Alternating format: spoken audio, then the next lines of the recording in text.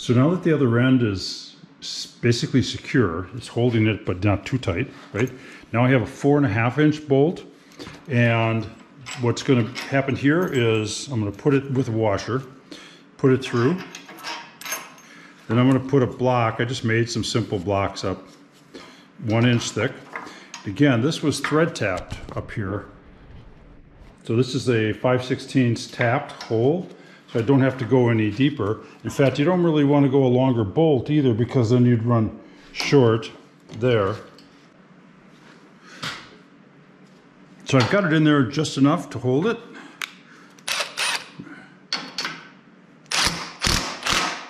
And I really like the wood spacers because that channel wants to dig in, right? And that it digs into the wood, which is a really good way to just kind of hear that. I can see that baby going in there. And then I'll go down to the other end, do the same thing.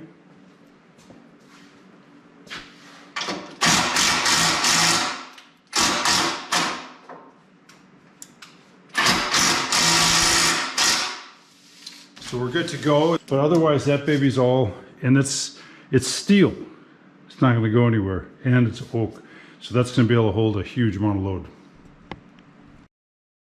So I have 15 clamp bars all set to go, and I'm just going to feed that in there just a little bit, just enough that it holds it in place.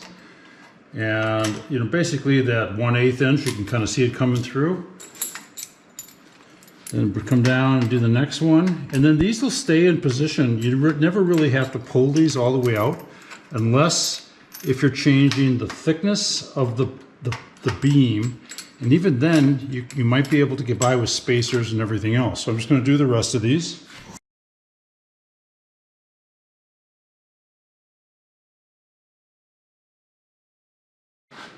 Because these holes were just tapped, there's a little bit of burr inside of some of them, and so I think it's probably just going to be easier if I use a little bit of get a little bit of help from a simple wrench. You know, just one of these little guys. That's all you really need.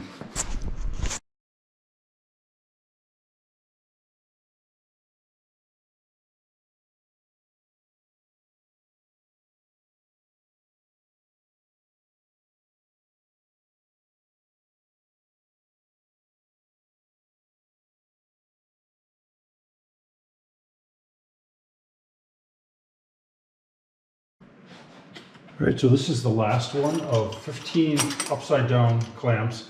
What I'm doing, I just put my fingers in there, and I'm just basically confirming that there's at least 1/8 inch of bolt inside the threaded hole. That way, when I start putting some weight on there, number one, I'm not going to strip it, and number two, it's not going to fall out.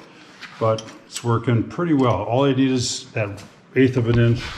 It's really, I think, getting pretty close to all you need.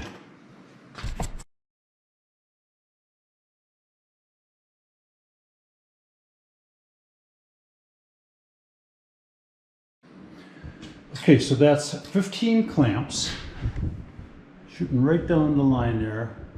Those are, I figured it out, it's about $1.50 per piece of steel, if you can buy it, you know, in 36, 48 inch lengths. And then I buy the bolts at Fleet Farm by the pound. Menards, same thing. They come out to about 50 cents a piece.